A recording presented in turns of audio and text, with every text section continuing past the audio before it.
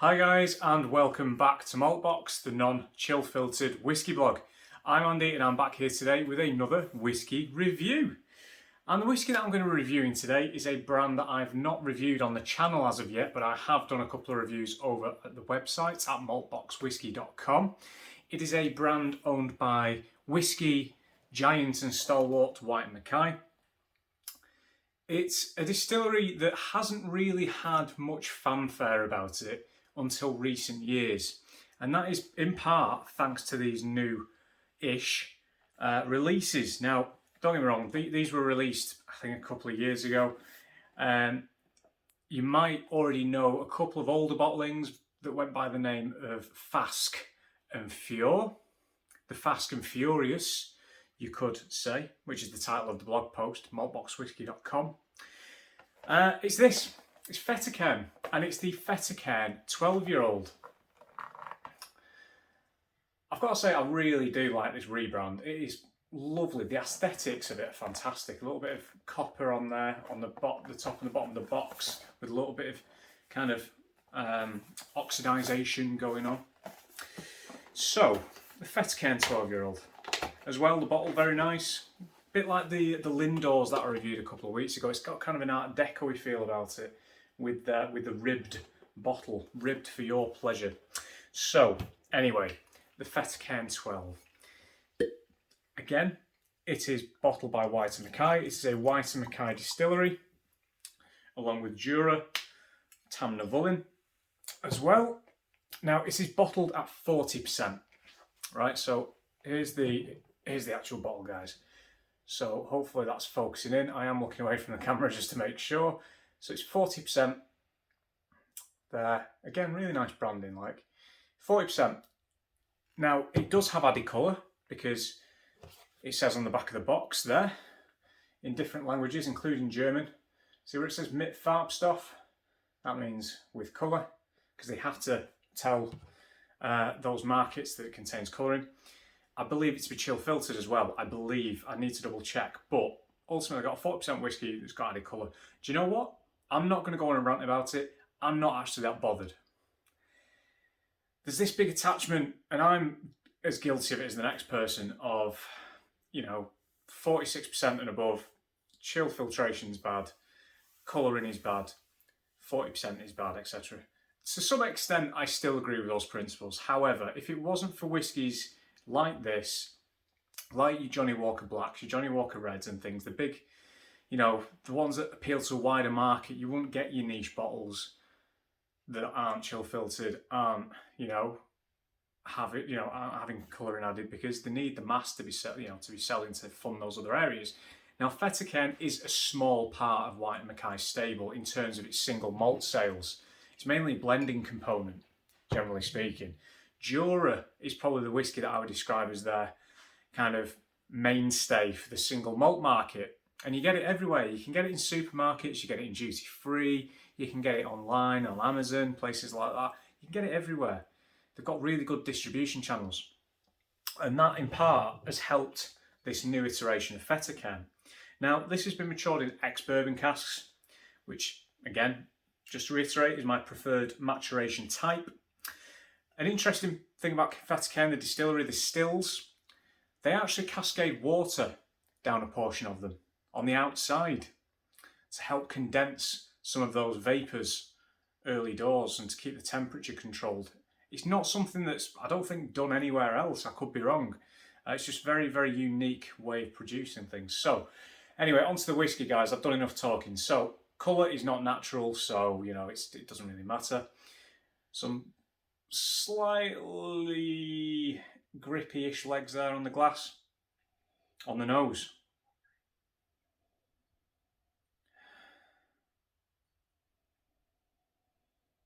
Up front, a nice little hint of spice. You've got some honey in there, but for me the standout is tropical fruit and vanilla.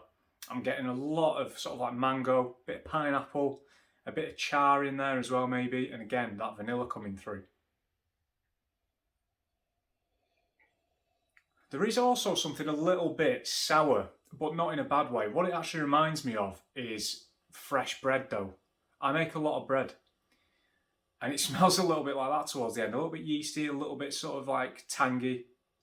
And again, that's not a bad thing, just to reiterate. If anything, those tropical fruits and that vanilla sweetness do kind of tie in quite well with that. It keeps it sort of restrained. It doesn't make it too sour, too tangy, or the other way, it doesn't make it too sweet. And as always, guys, sorry if you can hear some noise in the background, the wine fridge has decided to kick in just at the impromptu moment. Brilliant.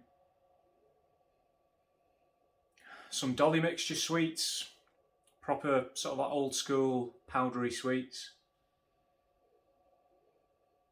And a little bit of, what's that? Is it though? Yeah, kind of. A little bit of ginger maybe. Can't quite decide. On the palate.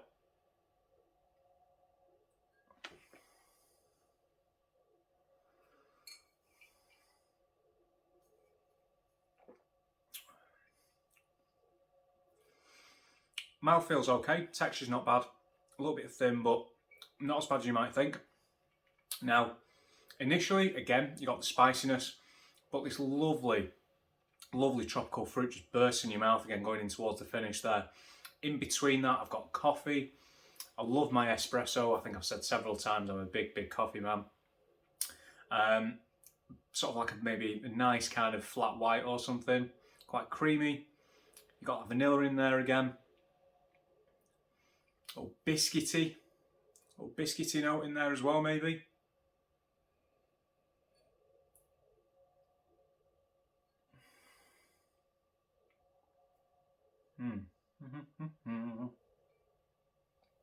I do like tasting whiskey.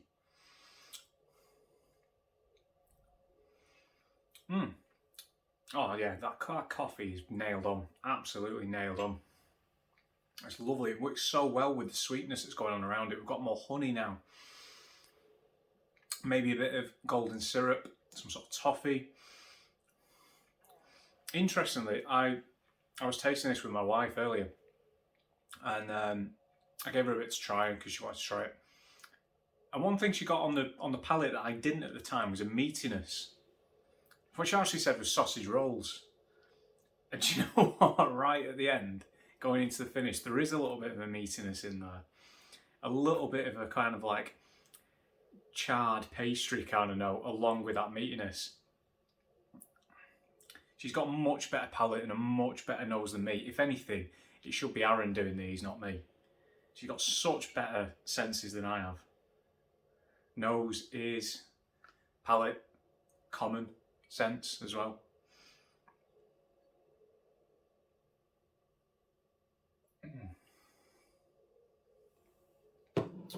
Just going back to the nose there, a little bit of banana coming in. And that palate is really enhanced for me with those fruits from the nose. It's almost like a breakfast kind of whiskey in a way. It again reminds me of a nice sort of fruit platter. Got a bit of kind of like granola-y, biscuity kind of thing. You got your vanilla, you got kind of the creaminess to it, which could be like a yogurt or something. And you got your coffee. Lovely stuff. The finish, medium length. There's a little bit of spice in there, a little bit of that biscuity note again, tiny bit of sweetness. Gets a little bit drier as it goes on, but it's still with me to be fair. Yeah, maybe some of that coffee again actually, now I come to think of it. It's a lovely whiskey. It really is a really nice dram. I'm really glad that I picked that up. This is, in my opinion, probably the best priced in the range. I recently, again, on maltboxwhiskey.com, I reviewed their, I think it was their 22-year-old. I might have done the 17 as well, but the 22-year-old went for something more like 450 quid. Could be wrong. But no, it couldn't have been that much. It was expensive anyway. But this normally retails for around 45 quid, so it does kind of sit roughly in that kind of 12-year-old arena. You can find whiskies cheaper than it. You can find 12-year-olds that are cheaper than this. You can also find 12-year-olds that are more expensive. You just need to look at the new Glenturret range that has gone way up in price. But, you know, and again, you can find 12-year-olds on the market at this price point that are probably more naturally presented. I might as well say it, but like Mackay, in fairness to them, they kind of accept what they do to stuff. They know why they do it. And I mean, hell, it didn't stop me from buying this. What helped me buy this actually is that it was on offer on Amazon for £33. So off your usual 45 RRP, that's one hell of a saving. So that's kind of what led me to this. I've been putting it off. I've been meaning to buy one for ages. I've had a sample before, but when this came up for that price, I took the plunge. I'm really glad I did. So guys, I'm going to box it off now. That was the Fettercairn 12-year-old. If you've not already, check out the website, one last plug, maltboxwhisky.com. Feel free to subscribe if you've enjoyed this review. I'm not going to press you to, but it'd be great to have you along for the ride. I'm on Twitter @maltbox, Instagram @maltboxwhisky. Thanks for watching. See you soon.